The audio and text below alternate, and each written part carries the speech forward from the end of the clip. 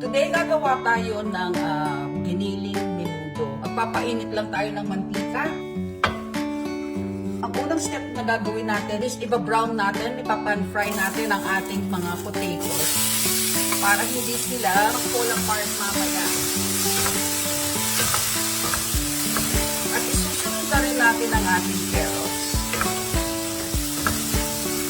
Make sure lang na i-cut nyo ang yung mga potatoes and carrots sa uniform sizes para even ang pagkaluto.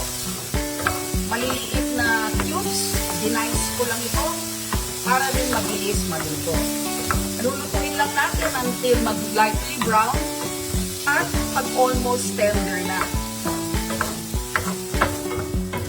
Pwede na at aalisin na natin.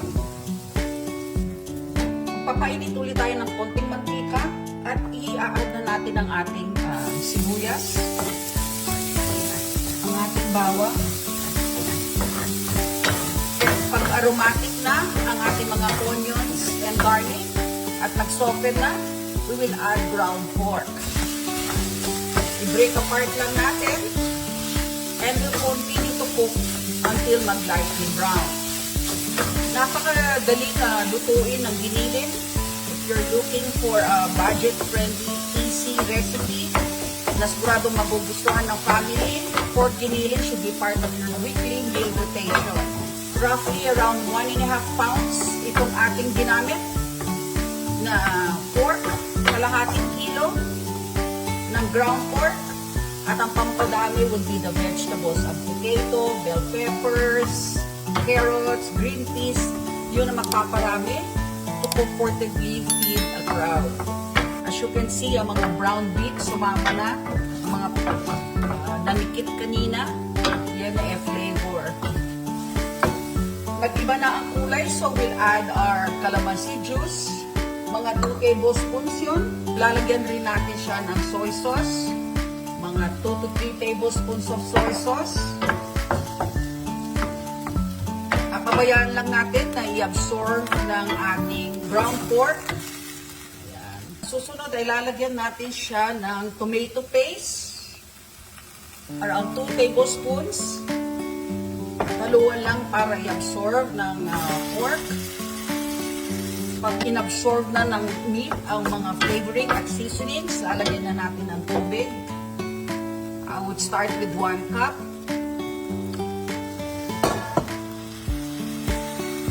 Hindi tayo gagamit ng tomato sauce dito. Bali, ang ginamit natin is ang ating tomato paste. At for extra flavor, gagamit rin tayo ng fresh tomatoes. So, tomato paste to heighten or para to enhance yung tomato flavor at magpalapot rin. Pakukuluan lang natin and then we'll cover and simmer. So, pabayaan lang natin na maluto. Hinaan natin ang apoy. We'll give it about 20 minutes para maluto ang pork and then we'll add the other vegetables. Ayan, after 20 minutes, papalambot na. Magle-layer tayo ng other flavor. Lalagyan natin ng asin. Lagyan natin ng asin at paminta.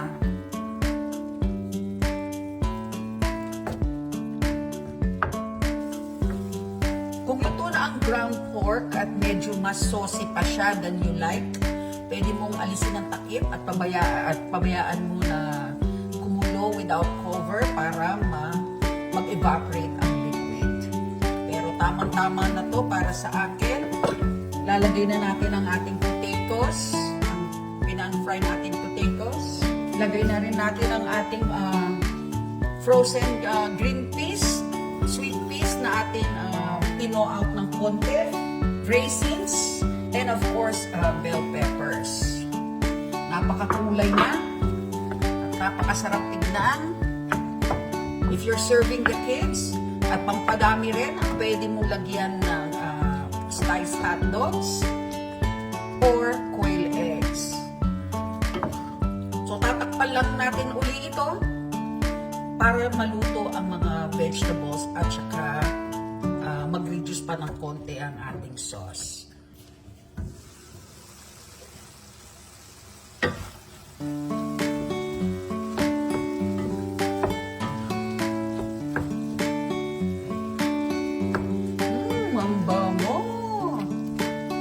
natin kung tama na ang timpla. Malasa na. Perfect na ang timpla nito. And we're ready to eat. Serve na natin.